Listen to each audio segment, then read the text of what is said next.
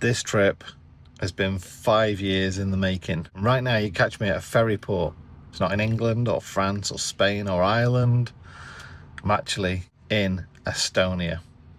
But before I tell you more about where I'm going, let's rewind and cover the history of the 5-year road trip.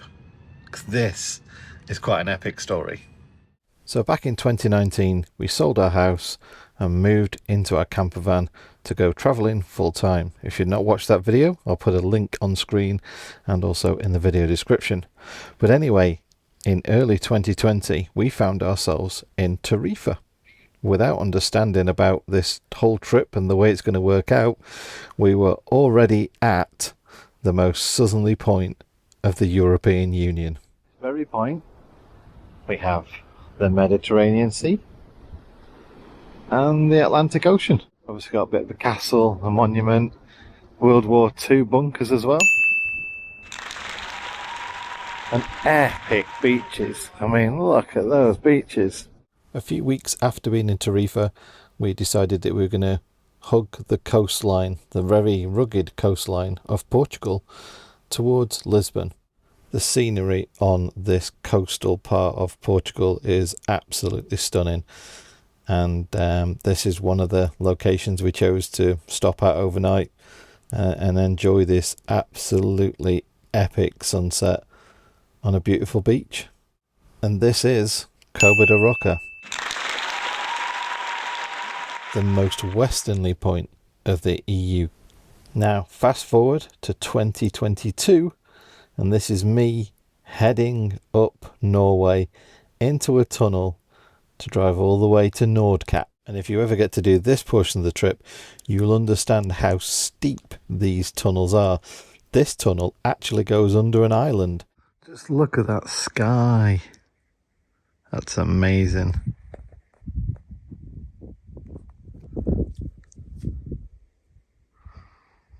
Quarter past 10.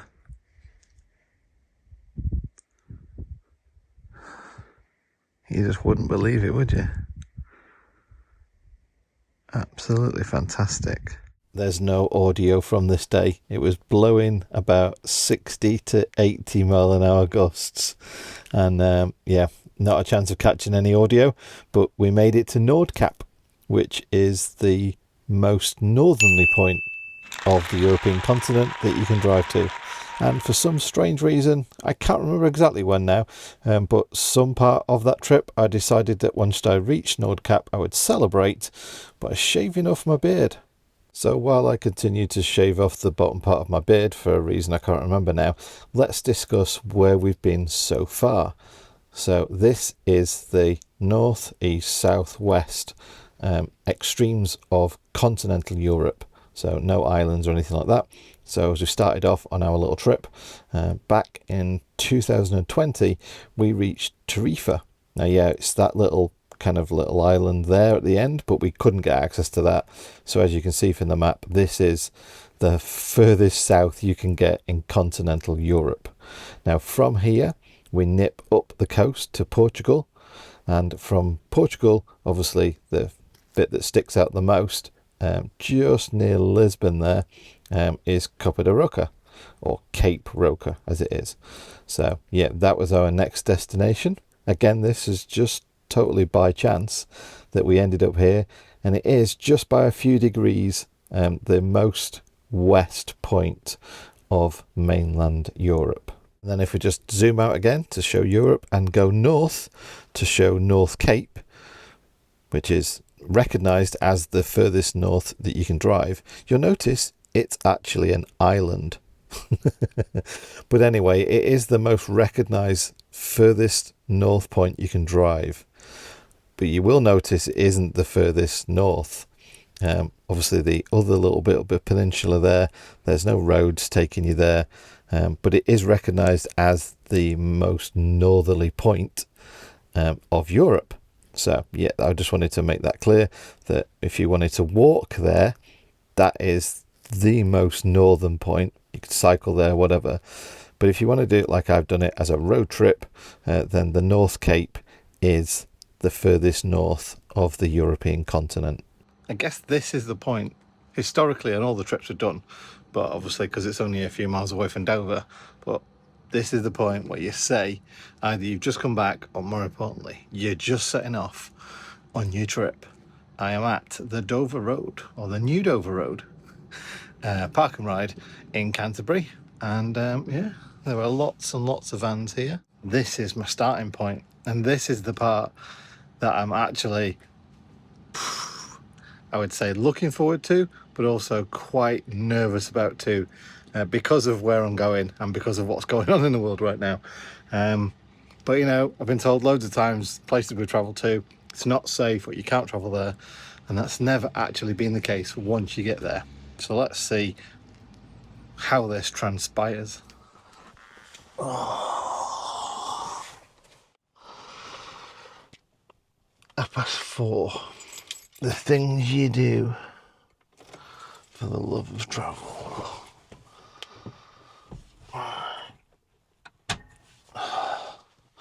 I'm trying to be as quiet as I can because of all the neighbours, obviously.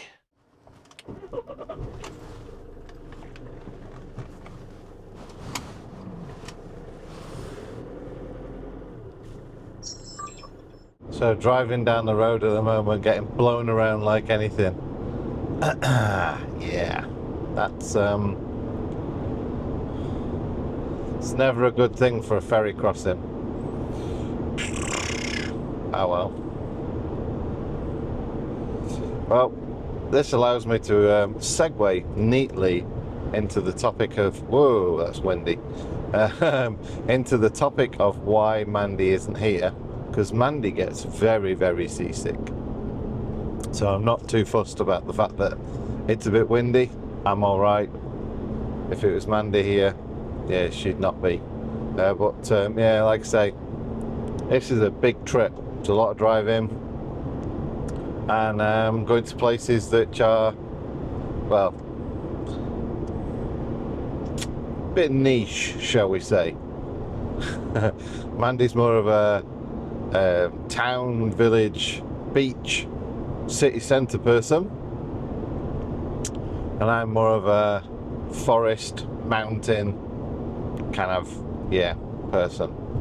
So Mandy's dealing with a lot of family stuff at the moment, and that's obviously keeping her busy, and therefore I've got a few Schengen days left before I have to give it my 3 months of reset time, because we do intend to go back out again in January for another 3 months. So yeah, I've got to be back by the end of September, and I'm off to do some exploring while Mandy does some probably Cornwall stuff and family stuff. I think that's what she's got planned anyway. It's 10 to sort of 5 in the morning. The last few times I've chosen to come on the ferry, it's been a breeze. Literally like, boop, boop, bump, oh, gone. For anyone asking as well, I chose the ferry because it is less than half the price of the channel. It also seems like I've got a sty on my eyelid as well, my right eyelid. Happy days for all the driving and everything I'm going to be doing. I went in boots yesterday afternoon when I got to the Canterbury park and ride. I said, you know, have you got anything for that? And not only was it odd because the woman in front had the same problem, strange, but they said no, just warm water, warm compress, which is basically what I'm doing now, and try and draw it out, which means assume that some gump inside my eyelid's got to pop and come out or something. Ugh. So while I'm waiting for the ferry, that's what I'm doing now. Now, in all well and good, most people wouldn't see that too much of an issue until you realise that, well, I'm blind in my left eye. So I've only got my right eye to see. Yeah. There's always something.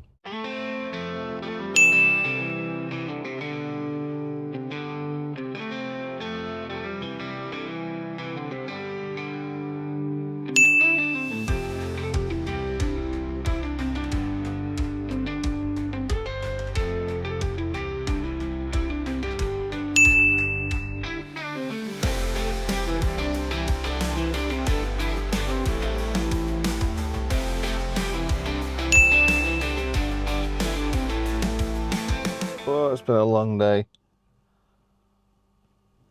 I think it's about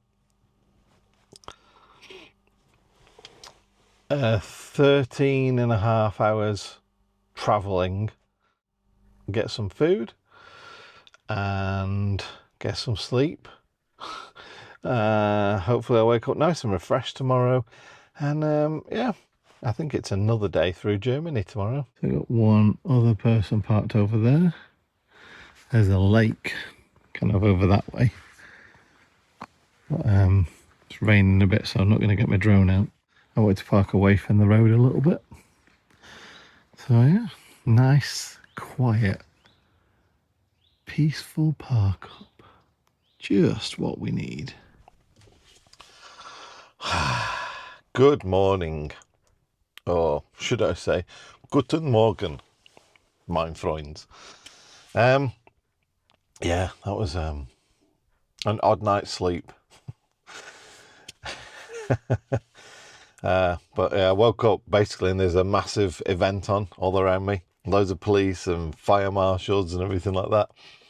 So yeah, I just had to get out of Dodge rather quickly so I could actually get out before the whole place was closed down. I meant to press record on my dash cam at the front, completely forgot. So yeah, no evidence of that. Hey ho. Today, Poland. And yeah, rather looking forward to this one. I think it's a park up we've been to before in Poland, and if I remember rightly, it's a cracking park up. So, Poland, here we come. Yes, my eye is still quite bad. Well, that's not what's making me feel sick right now. Oh, about 5 miles ago, stopped at the services, got some diesel. It's about 12:30, so I thought I'll just nip in the back and get some sort of like driving food, because yeah, I had a banana for breakfast and feeling a bit hungry. I remembered I got some croissant in the back there, and I'm like, oh yeah, just grab the bag, put them on the passenger seat, just, you know, I had 3, and then this happened. So the bag's there, and I'm just reaching under, grab the next one. Luckily, I looked at this one. I didn't look at any of the others. I don't know if I've been eating minging infected croissant or not. Yeah, that one's got some blue on it. Oh, I don't know. I don't know if it's psychological. I've got a funny taste in my mouth. I don't know whether to go and throw up, you know, like with my eye. I don't want to make myself sick as well, because, you know, yeah.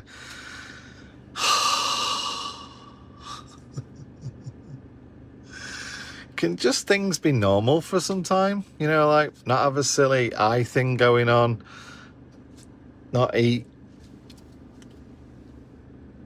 mouldy food, which is still in date. It says on there, best before 16th of the 8th.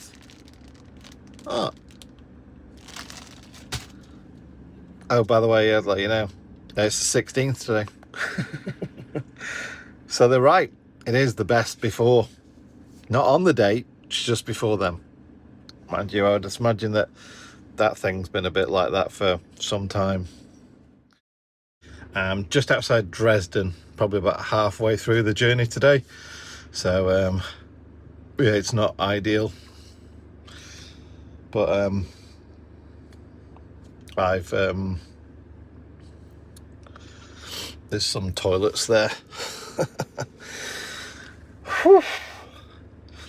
I'll give it half an hour, see how I feel, and then Jamie Dodgers might be to the rescue. Give my eye a bit of a swirl out as well. Try and help with that. Take some painkillers. Let's get back on the road. Hopefully about another 3.5 hours to go.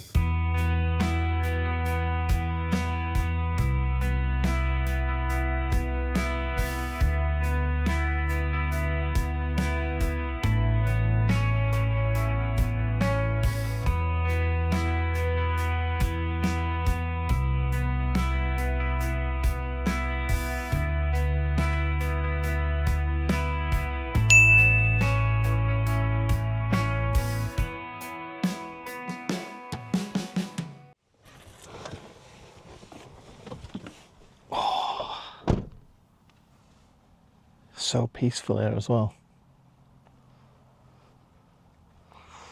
So I'm pretty sure there was a jetty last time. Pretty sure the jetty was there. The jetty is now gone. Fairly average drive today on the German autobahns without speed limits and everything else. There's a difference between people either sitting right behind me and like, what the heck are you doing? What the heck are you doing? Or the autobahn, which is, there's no speed limit, just flying past. But I think I figured out why people are hugging behind me. I think it's the flags. So one car came past me after doing the same sort of thing as many others had done, and then the passenger held the phone up to the window, and I could see a picture of the back of my van with all the flags, and they're going like that.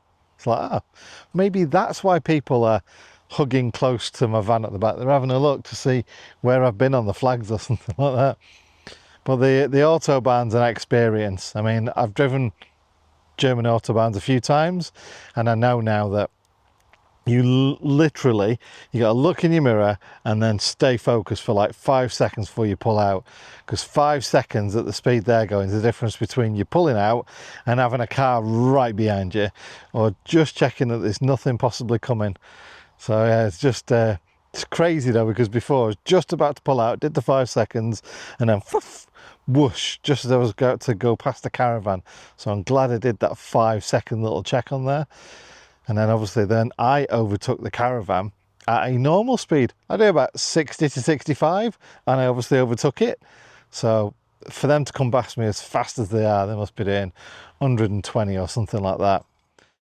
Yeah, lovely spot, somebody out on a kayak. Very peaceful night's sleep. So yeah, slept really well. It was an odd thing that happened, didn't record it obviously, but probably about 8 o'clock last night, a guy came round, knocked on, and asked me, one person for one night? I'm like, yeah, okay. Turns out during the summer months this is actually a campsite you pay for, which is why there are bins here, as well as the toilet and everything like that.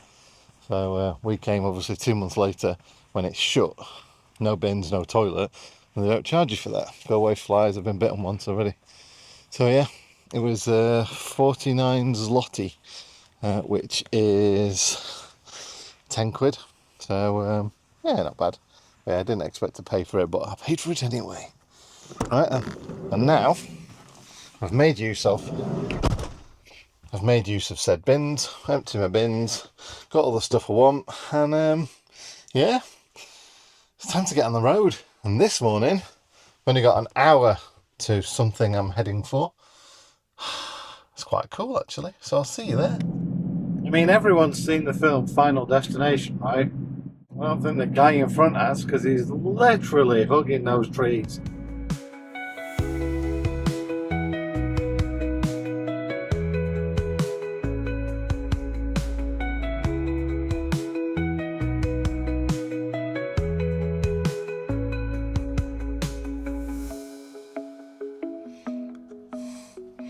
Right, so you can see where I am at the moment on the map there. So this is Russia, or Kaliningrad. This is Lithuania, and this is still Poland. And if I zoom out a little bit, I've got a little bit more of Poland before I get in Lithuania. And then you've got Kaliningrad, which is basically a tiny little place that goes out to the coast, which is part of Russia. I had to do it, put stickers on. So if you do ever come here, tag us in a photo or whatever. So we've got a John and Mandy one, a Cooper one, and the Gadget John one. But anyway, let's have a history lesson, because who doesn't like history? So, World War II, Germany, obviously, was taken over partly by the Brits and the Americans and the Russians, and that's why you had East and West Germany. Russia also controlled everywhere else I've been recently. Poland did get independence from Russia long time ago, centuries ago, about a century and a half ago, something like that. But since the war, it was still basically controlled by a communist government. So what happened was, in the 80s, I think it was Lech Wałęsa or something like that, basically led a group called Solidarity, and they managed to get Poland to be democratic. So they got rid of the communist government. And that must have set a little bit of a spark in the area, because only a few years after that, the Berlin Wall came down. So there was no East and West Germany anymore. It was all just Germany. Sorry, I'm just leaving a little map here. Just make sure I'm going in the right direction, actually, because I don't want to get lost. I don't want to end up in Russia. That would just be crazy. So yeah, there was no East and West Germany anymore. Early 80s. And that set a spark off in the area, I reckon, because within a decade of that, Lithuania, Latvia and Estonia all got their, basically, independence from Russia. So the strangest part about this is where I'm walking now would have all been under sort of Russian control at one point. But even stranger, for me anyway, is Kaliningrad, if I am saying that right, was actually German. And the Russians didn't give it back. To set a bit of a precedent there, haven't they, of nicking other people's land. Anyhow, yeah, at school, all this was going on. Well, the early stuff, like the Berlin Wall coming down and stuff like that, and the stuff going on in Poland, it just got me really interested. I had a great geography teacher, and yeah, he was talking about all this stuff, you know, like Falklands War and all that kind of stuff. So I'm not really into history or politics, but I do like geography. So that's why all this is pretty much like really interesting to me, and coming to these places is really good to actually see with my own eyes what I was being told or taught about in school all those many years ago. And let's face it, I probably wasn't listening that much. So the fact that I did listen and retain some of this information, however dubious the dates may be in the facts, yeah, that's why I'm here. It's pretty cool. So I am actually walking up to the border of essentially Russia, Lithuania and Poland. As you can see, freely walking around in Poland. I love Poland. This is my 4th or 5th time in Poland. Love it. Nice people, friendly, lovely place to go around, very open and free to kind of like, you know, wander around countryside and park up. No one bothers you, anything like that. Everyone's quite accepting of it. Lovely cities with the old mix and the new. Like I say, friendly people as well. So cool. Lithuania I've never been once. Same with Latvia, same with Estonia. So it'd be nice to try out different areas of there on the way as well. But it's the first time I've ever done anything like this. And actually, I'll give you a bit of a hint. It may be a theme of this trip. So bear that in mind. On that side there is Lithuania. And that bit over there is Russia. So the interesting bit is you can see the barrier between Lithuania and Russia. It's unfortunate you can't actually get that point there, because that is the true point between all three countries, but that's well fenced off. No military around either to signify any sort of like activity going on, especially given what's going on in the world right now. But yeah, at the end of the day, quite cool, isn't it? Nevertheless. Right, anyway, now I've got 6.5 hours to drive, and I'm going to end up on the coast in Estonia, hopefully. So yeah, this is the border from Poland to Lithuania. There we go, back roads. I do love a good border crossing. Now we are approaching Latvia. Another border crossing, 2 in one day. now. Up we are.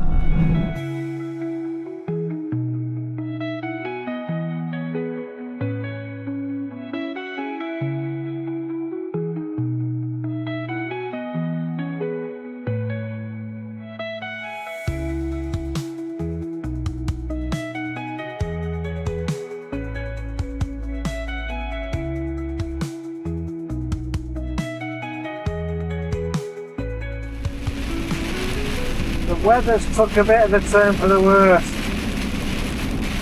On the plus side, there's no more flies on the windscreen. No bad weather and no traffic. It's amazing. Although now it does feel like I'm driving in Sweden or Finland or Norway. It's supposed to be okay to stay here the night, right on the beach. You have arrived. Yeah, look at that.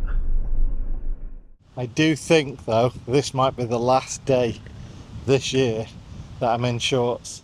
It's a tad cold, so it's 25 degrees today, aircon's on and everything, and that storm that came through literally plummeted. The temperature just dropped after that, so it's about 18 degrees now. Bit breezy as well, not too fussed about that, but yeah, definitely no more shorts I think on this trip or even this year. Time to get my jeans out. Right, anyway, let's get inside, get some food on the go. I'm starving. It is yeah, because of the extra hour and that, it's 10 to 7, so I set off around about 9 o'clock this morning. Obviously there was an hour added on to that, so if you say it's 10 to 6, like 6 o'clock, 3 hours, it's 9 hours. Oh, van's locked, John. 9 hours. That was a day's driving. Oh, I tell you. I'll turn the van round. Sorry for the dirty window, but yeah, I figured if I park this way, there's no one else really in the car park, so I can have my tea, sat in a chair, and have an epic view either out of the conservatory, yeah, epic view at the conservatory, or the kitchen. Oh yeah, epic view at the kitchen as well. You see van life, people say you've got no space at all. Look, kitchen, dining area, conservatory, and you know, bedroom and stuff. In the naughty corner. That'll do nicely.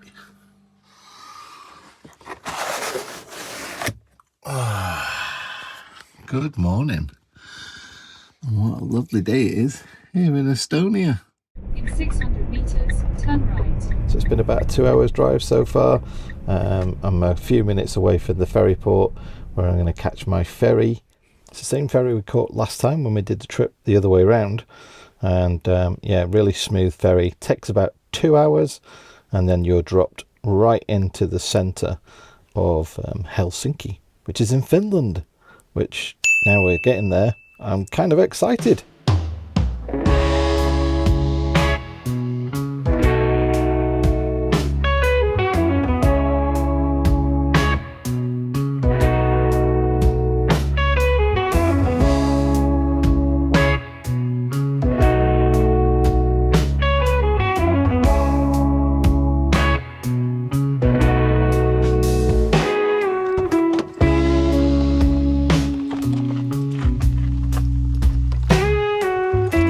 You know me, I do like my park ups near water.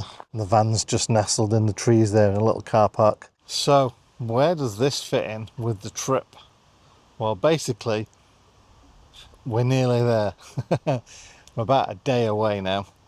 I wouldn't say it's the start of the trip, but it's kind of like it's the point of the trip, and you could say it's also the completion of the 5-year trip too. So yeah, where we're heading to tomorrow is actually the destination. Oh, I can't wait for this bit. I really can't wait.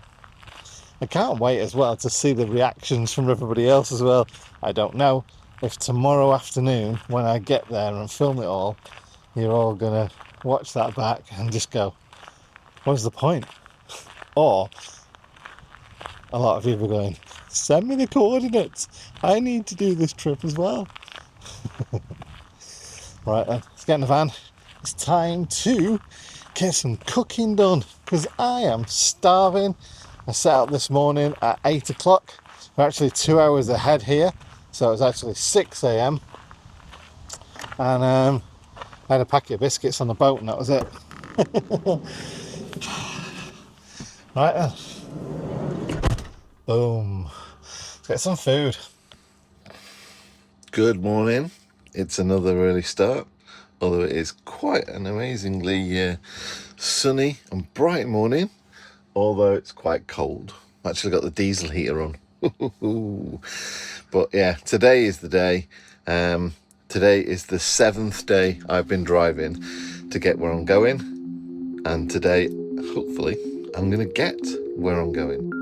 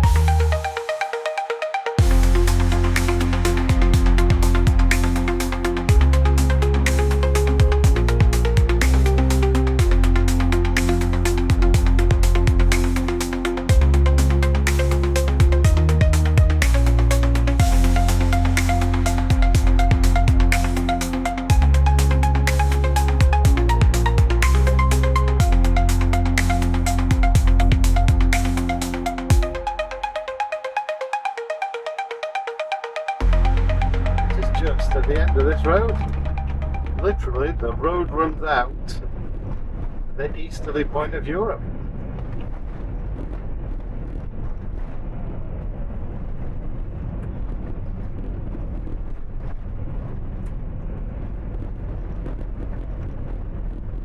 And I'm so surprised that there's no signs around or anything around of like military activity, cameras up, there's nothing. And this is it.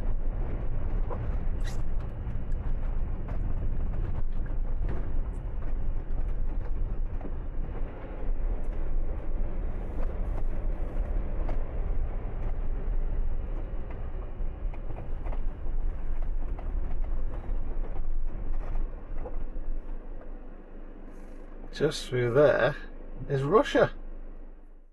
So let's catch you up with where I am now.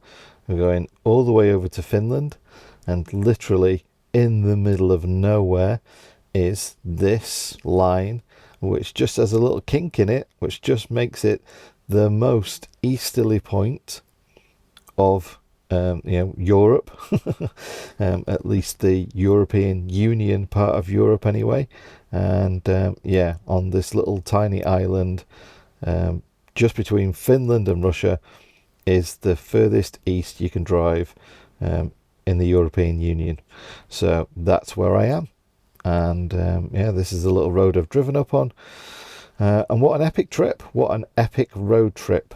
Obviously, if you wanted to do it all in one, what an epic road trip that is. But what an epic trip this has been overall. And yeah, let's see what it actually looks like. What is here? All right, let's go and get some look-see looking. Oh.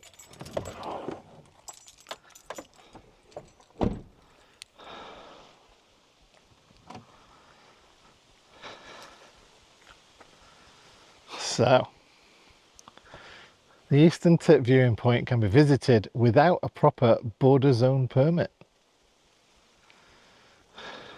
As you can see, you are here. That's the actual border crossing right in the middle of the river. And then we're going to take a little bit of a walk to the yellow line, which is the outer limit of the border waters. The dark line is the national border. So, yeah. So, around about 7 hours drive today to get here. I hadn't anticipated how much was going to be driving on those roads like that, which really does slow you down. So, I had to fill up again, even though I thought I'd have enough fuel. Seems that it's steep, although saying that, how much in elevation are we at? Well, we're only at 700 feet elevation, but there's a lot of climbing up and down on the roads. Woo. I had a chat with Mandy this morning, and I said, although this is my plan, you know, probably about 6 months ago now, to come here. I actually planned to come here before my engine blew up. So 6 months in planning with a few hurdles in the way. Mandy's not here because of family and things like that she's got to deal with. And obviously I've had to get my van fixed and everything like that. So I was thinking this morning and said to Mandy, what am I going to do if there's an anticlimax? I get there and then nothing. Because I built this up to be such a big thing. What if it's not? So, what if it's just nothing? I mean, the weird thing is, there was more of an obvious border crossing when I was at the Polish, Lithuanian and Russian enclave kind of border a few days ago. But yeah,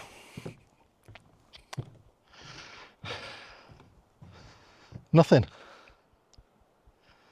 I mean, I'd imagine somewhere hidden, somewhere, are going to be some cameras or something like that. But behind me, there, that's Russia. Like, for real. I passed the signs on the way up here for St. Petersburg. And indeed, there are a few roads around here.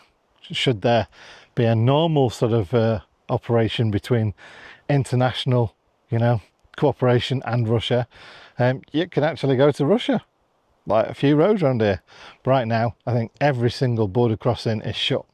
I don't know if you can see it, but the two little bollards in the middle there signify the exact border. And there's some bollards along, so you can see some through the trees over there. Same sort of thing, signifying the border. Border sort of follows the river-ish. But yeah, this is it. 6 months in the planning and 7 days driving non-stop every single day.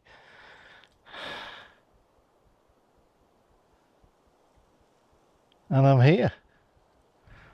And is it an anticlimax? Well, no, because it's everything I thought it'd be. In fact, it's more than everything I thought it'd be, because it's open. There is nothing. Buzzy bee, you can bugger off, Buzzy bee. So there's no border like patrols, there's no big barriers anywhere. It's just brilliant.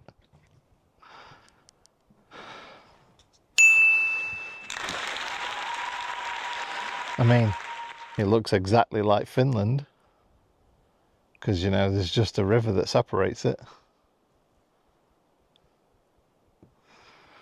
But they do warn you, don't get on a boat and don't go over there. So I'm guessing there are cameras or something around here, hidden in the trees or something like that, so that no one actually goes there. Because technically then, because that's the border, you could be in Russia, you could step in Russia. And I guess they definitely don't want you to do that right now. So you got a nice little plaque there, Rotary International. So I'm guessing that they paid for this little area, so thank you very much. It's lovely. You can sit down, lots of people could be here. You've even got a bird little house up there as well. And look at Russia. There is no one on the other side. No one in Russia has thought to do the same. So you know the portal that's in, I think it's in Times Square and in Dublin, where people can go and see each other from, you know, the other side of the world. I mean, like, if there was another little dock on the other side there, and you could just sort of like shout and wave at some Russian people, that'd be quite cool. Not gonna lie. Not that I know any Russian words other than niet, do svidaniya, yeah, spasibo. It's about as much Russian as I know, and I'm probably butchering those words as well. So that's it. We have reached the end of the video. 4 points: north, east, south, west. The 4 points of Europe that you can drive to, the European Union continent, if you like. So yeah, quite cool that, really. All right, thanks for watching, folks. Take care, and I'll see you on the next video. Bye, whatever bye is in Finnish and Russian. See you soon. Bye. Got the drone following as well, so can actually see beyond where we're going to go. Which means the drone technically is spying on Russia right now, but you know, potentially it's not great. But I'm not going to fly it over Russia. At the moment it's way back over the back of me, still well in Finland.